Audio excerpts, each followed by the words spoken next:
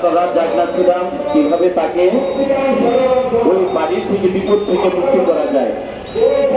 বিগত প্রায় 30 থেকে 40 হাজার মানুষ হবে এই শিবির আলেম যারা ছিল, তারা তাও দেশি অস্ত্রপাতি নিয়ে তার বাড়ির উপরে হামলা করেছিলেন।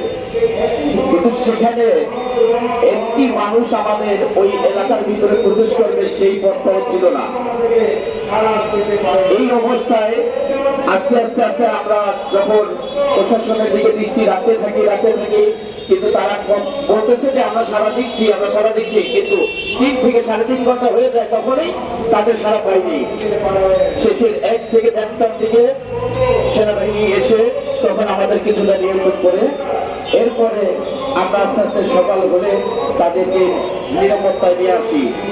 আজকে সেই আমাদের যিনি মারা গেছে ফারুকি ভাই, সেই ফারুকি ভাইয়ের মতো নেই, আবার আমাদের চাঁদের ভাইয়ের উপরেও সেই একই আক্রমণ চলছে যে একজন কোরআন শিক্ষা, একজন হাদিস শিক্ষার যে অবস্থানটা রাখেন সেটা সত্যকে প্রকাশ করার জন্য চাঁদের ভাই সেইভাবেই হাত তুলেন যে আমাদের সত্য যেটা সেটাকে জানার জন্য সাধারণ মানুষের কাছে পৌঁছে দেন।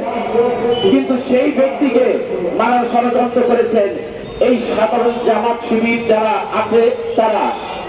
আমি তাদেরকে দৃষ্টি রেখে বলবো, তাদের উপরে নিন্দা করে বলছি যে আপনারা এই দেশের ভিতরে এই অত্যাচারী করবেন না। এটা সাধারণ বাংলাদেশ সাধারণ মানুষ বাস করে, সাধারণ মানুষ শান্তি চায়। আপনারা কেন আমাদের এই দেশটাকে এইভাবে নষ্ট করে দিচ্ছেন? সরকারের প্রতি আমি সংযুক্ত, আমি কেননা যেই পরিস্থিতি দাঁড়িয়েছে, মানুষের যে কষ্ট, সেই কষ্ট দেখে আমার ভাষা নাই যে আমি কিছু বলবো। মানে এতই যে কষ্ট যে মানুষ আঘাতের উপরে আঘাত আছে, শুধু আঘাত খাইতেছে, কেউ কোনো নিরাপত্তা নাই। আজকে সুফিবাদের উপরে হাত তুলছে।